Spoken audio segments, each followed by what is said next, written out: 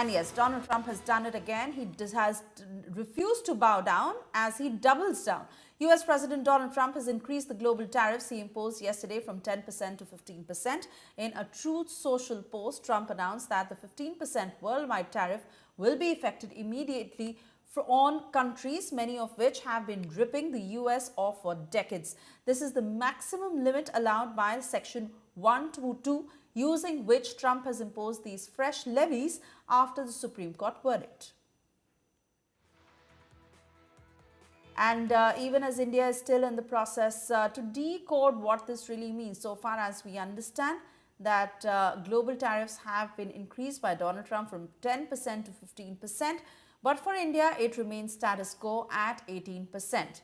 Now, Donald Trump put out this latest post on Truth Social, announcing that 15% worldwide tariff will be effective immediately on countries, many of which have been ripping the US off for decades.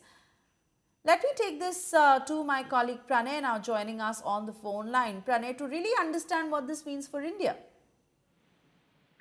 This clearly indicates that the tariffs are changing, and we are yet to get the final number, the final arrangement with the United States. Though we have agreed on an interim trade deal with the United States recently, but since the situation has changed in the United States, and President Donald Trump has also changed the tariff applicable on the U.S. imports.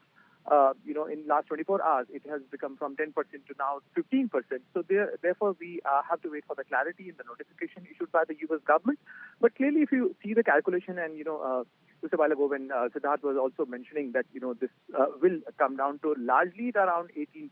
So the Indian exports to the United States will not be greatly impacted by this. In any case, if you see if it has come down, because initially we were facing 25%, which became 50% for many months, and now it has come down to 18%. And even after this revision of the 10% to 15%, this is largely around the same percentage which we have agreed with the United States. So more or less, our exports to the United States should be impacted by this thing.